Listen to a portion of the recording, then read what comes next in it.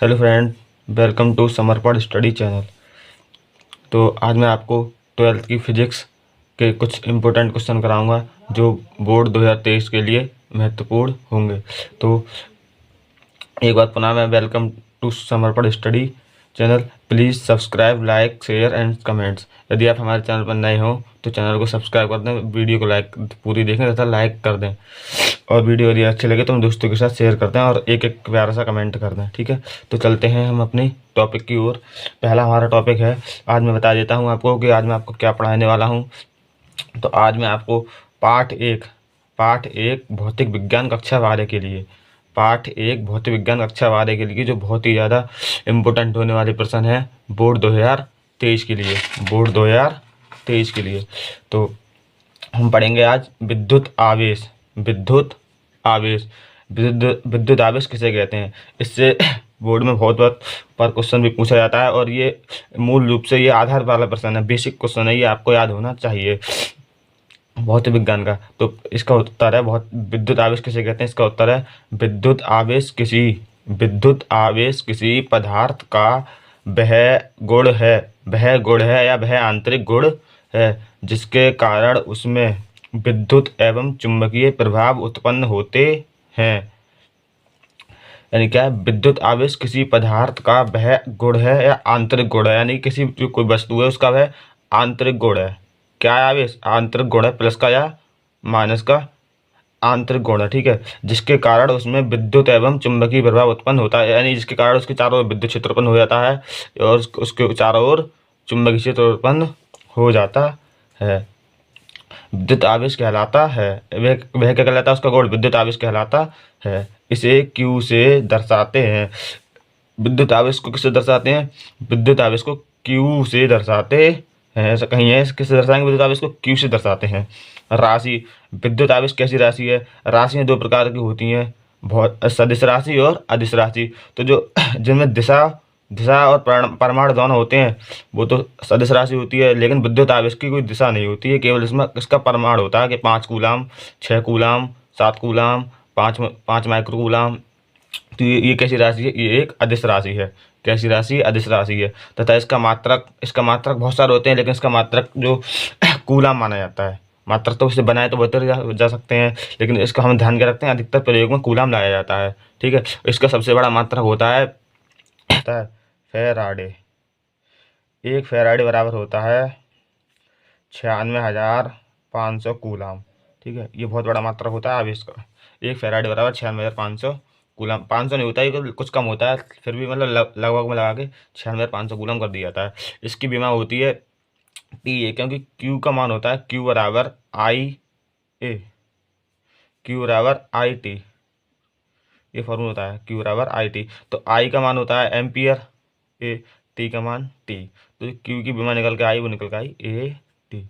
ठीक है, तो विमा याद रखेंगे, क्यू की विमा लिखिए M0L0 टी ए। ये एम एल टी फॉर्मेट में लगाना होता है, एम और एल नहीं भी लगाओ फिर भी चल जाता है। ठीक है, तो इसका विमा हो गया क्यू की ए टी। अगला प्रश्न है आवेशों के प्रकार। आवेश कितने प्रकार के होते हैं? तो आपसे ये प्रश्न पूछा जाता है कि आवेश की खोज किसने की थी? तो आवेश की खोज की थी बेंजामिन फ्रैंकलिन ने। बेंजामिन फ्रैंकलिन ने, बेंजीन नहीं बच्चे, ध्यान रखना है, बेंजामिन फ्रैंकलिन। बेंजामिन फ्रैंकलिन के अनुसार आवेश दो प्रकार के होते हैं। उन्होंने बताया था, बेंजामिन फ्रैंकलिन ने बताया था आवेश दो प्रकार के होते हैं। कितने प्रकार के होते हैं आवेश? दो प्रकार के आवेश बताए थे। ठीक है, दो प्रकार के आवेश बताए थे।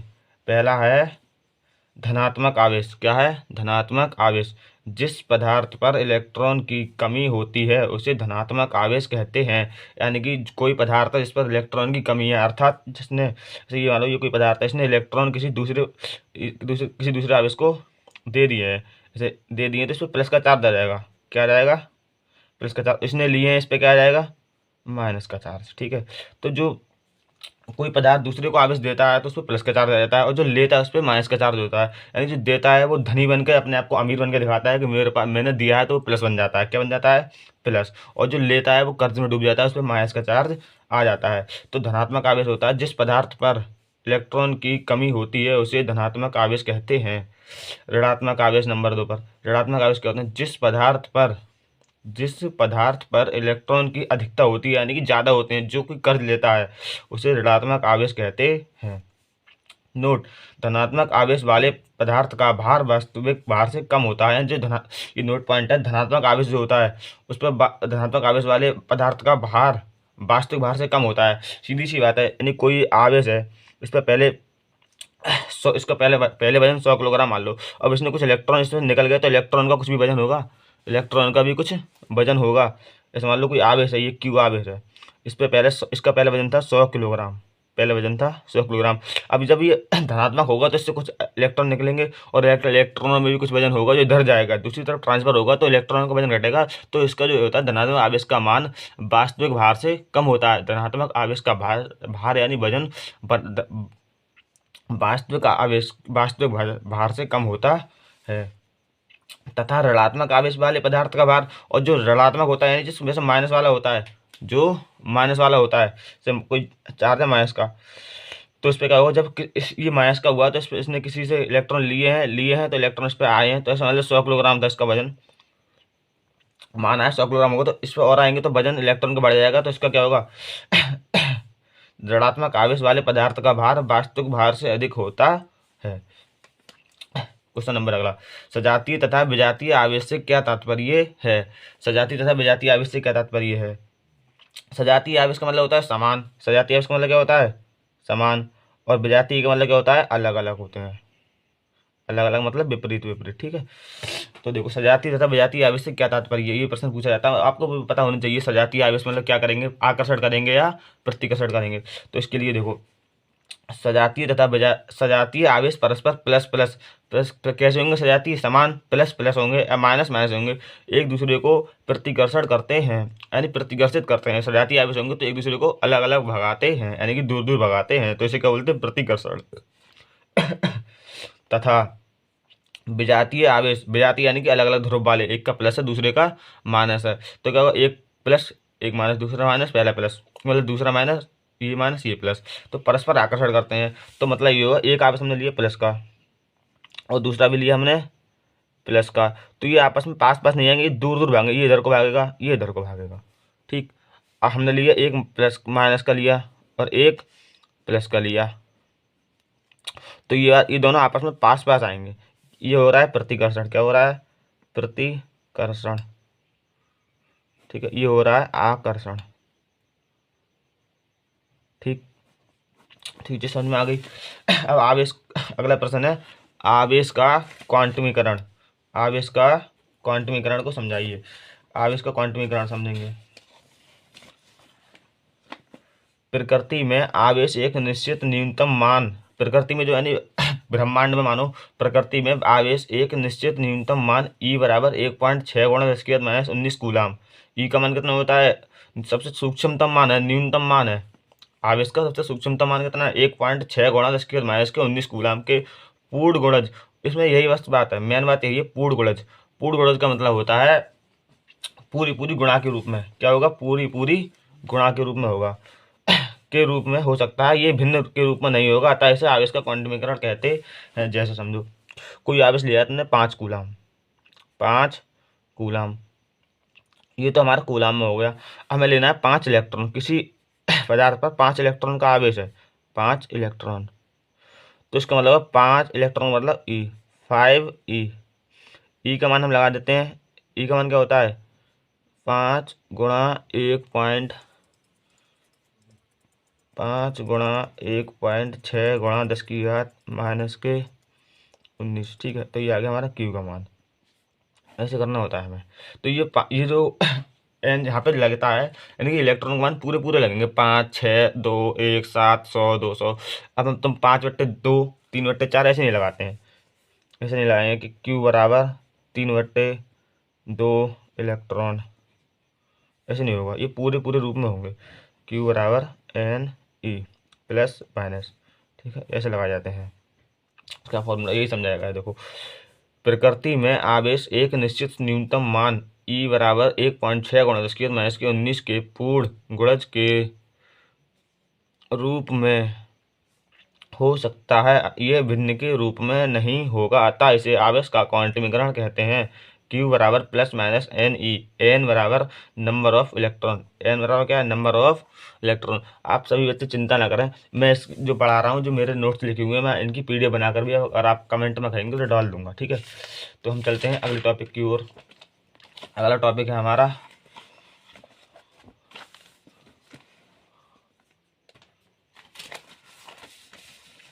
अगला टॉपिक हमारा आवेशन की चालन व प्रेरण विधि को समझाइए। आवेशन की चालन व प्रेरण विधि को समझाइए। तो नंबर 1 चालन विधि। चालन विधि किसे कहते हैं?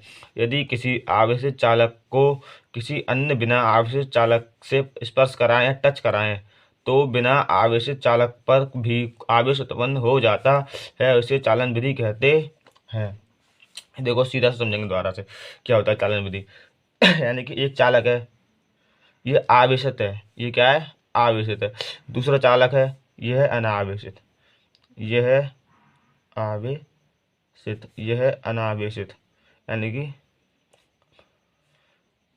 अनावेशित, यानी इस पे तो चार्ज है प्लस का या माइनस का, जो भी है, इस पे कुछ भी नहीं है, ठीक है, इस वाले पे कुछ भी नहीं है। तो हम जब इस गोले को उठा के इधर टच करा देंगे, टच करा दिए, ये आवेशित है, ये अनावेशित है, तो इस पर भी, तो इसके इसके टच कराने से इस पर भी कुछ चार्ज आ जाएगा। इसे ही कहते हैं चालन विधि। क्या कहते हैं इसे?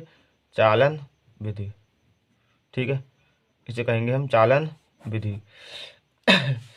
ये नंबर 2 प्रेरण विधि। ये बहुत इंपॉर्टेंट है, ये समझना ज़्यादा जरूरी है। ये पेपरों में नहीं आता, लेकिन इसके छठे चैप्टर में और तीसरे चैप्टर में बहुत क्वेश्चन पूछे जाते हैं, इससे लिंक क्वेश्चन होते हैं, ठीक है, इस कंसेप्ट से। तो पढ़ेंगे प्रेरण विधि से आवेश कैसे होता है, यानी कोई वस्तु कैसे चार्ज होती है। जब हम किसी आवेशित पृष्ठ को, यानी कोई आवेशित पृष्ठ को किसी दूसरे बिना आवेशित, यानी बिना आवेशित मतलब अनावेशित, बिना आवेशित पृष्ठ के समीप रखते हैं। इसमें हमने टच नहीं कराया, उसमें हमने टच कराया था, उसमें हमने टच कराया था, इसमें टच नहीं कराया। समीप रखते हैं तो उसके निकटतम पृष्ठ, पूरे निकटतम पृष्ठ पर विपरीत आवेश आ जाता है। इसे विधि को प्रेरण विधि कहते हैं। एक और पढ़ेंगे प्रेरण विधि को। जब हम किसी आवेशित पृष्ठ को किसी दूसरे बिना आवेशित पृष्ठ के समीप रखते हैं तो उसके निकटतम पृष्ठ पर विपरीत आवेश आ जाता है, इस विधि को प्रेरण विधि कहते हैं। इसमें हम क्या कर रहे हैं, समीप रखा है हमने, टच नहीं कराया, जबकि चालन विधि में हमने टच भी कराया था। तो इसमें समझेंगे इसमें क्या होता है। देखो ये लिया हमने एक और ये लिया, ये हम समीप रखते हैं, इसमें बहुत दूर रखे थे, टच कराया था, लेकिन इस वाले में ये होगी हमारी चालन विधि, ये होगी हमारी ये होगी हमारी प्रेरण विधि, ठीक है। इसमें क्या करते हैं, इसके पर प्लस का चार्ज है, ये बहुत ही समीप रखे हुए हैं, तो इसमें प्रेरण के द्वारा इस पर माइनस का माइनस का माइनस का माइनस का हो जाएगा, ठीक है। तो ये होगी हमारी प्रेरण द्वारा। इसमें हम टच नहीं कराते हैं, क्या करते हैं, टच नहीं, इसमें टच कराना पड़ता है, वैसे यही होता है प्रेरण में। इसमें यानी कि दूर रखा होगा, लेकिन प्रेरण के द्वारा, प्रभाव के द्वारा क्या बन जाएगा, इस पर प्लस, इधर प्लस इधर माइनस होगा, इधर माइनस इधर प्लस का चार्ज उत्पन्न हो जाएगा, ठीक है। जैसे जैसे देखो चित्र में दर्शाया गया है, ये प्लस ये माइनस का चार्ज है, ठीक है। तो इस साइड क्या होगा, ए पर माइनस का चार्ज, इस साइड क्या होगा, बी चार्ज हो गया। पीरियड का पास पास रखे हैं, ये समीप रखे हैं, ठीक है। अगला देखो इस पूरे पर माइनस का चार्ज था, इस पर क्या हो गया, प्लस का चार्ज हो गया, ठीक है। ये चित्र है, चित्र भी, चित्र है, चित्र भी, दोनों एक गोले, एक आवेशित है एक अनावेशित है। जब इनको टच नहीं कराया है तब की बात है, ठीक है। ये इसमें टच कराना पड़ता है, इसमें टच ही नहीं कराना पड़ता, इसमें समीप समीप रखने होते हैं।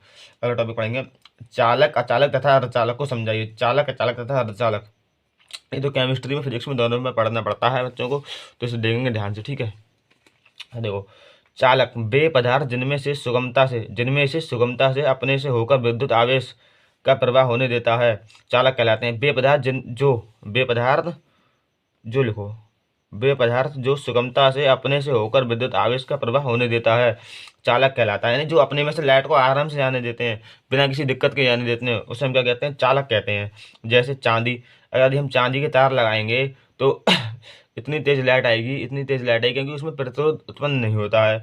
चांदी के तार में प्रतिरोध उत्पन्न नहीं होता है। जैसे हमने समझो ये हमारी लाइन है, ये हमारे खंभे लगे हुए हैं, ये हमारे खंभे लगे हुए हैं, ये हमारा तार जा रहा है, चांदी का तार, ये हमारे खंभे लगे हुए हैं,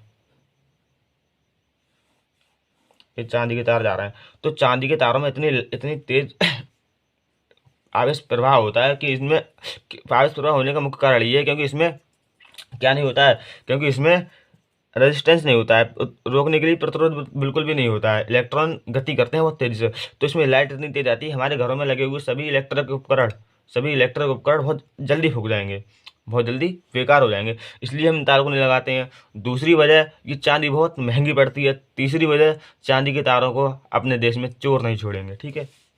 तो अगला देखो, सोना, सोना में बहुत तेज लाइट जाती है। कॉपर का तो कॉपर का तो प्रयोग किया जाता है। पृथ्वी, पृथ्वी भी चालक है। हम घर में अर्थ बनाते हैं, लाइट कम या ज़्यादा आती है तो घर में अर्थ लगा देते हैं।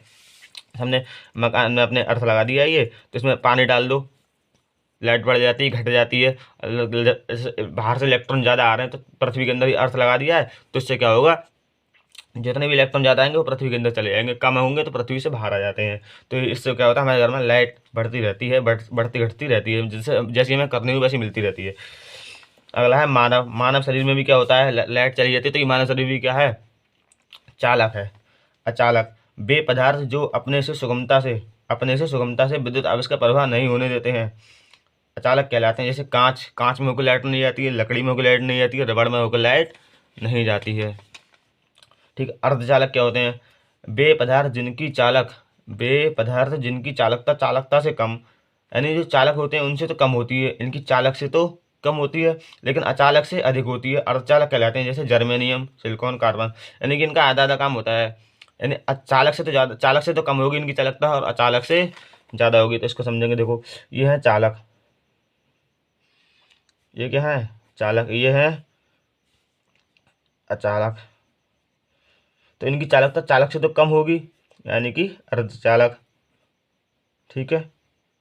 और अचालक से ज़्यादा होगी, तो ये बीच में क्या आ गए, अर्धचालक आ गए, ठीक है। इसके एग्जाम्पल क्या होते हैं, जैसे सिलिकॉन, सिलिकॉन, जर्मेनियम,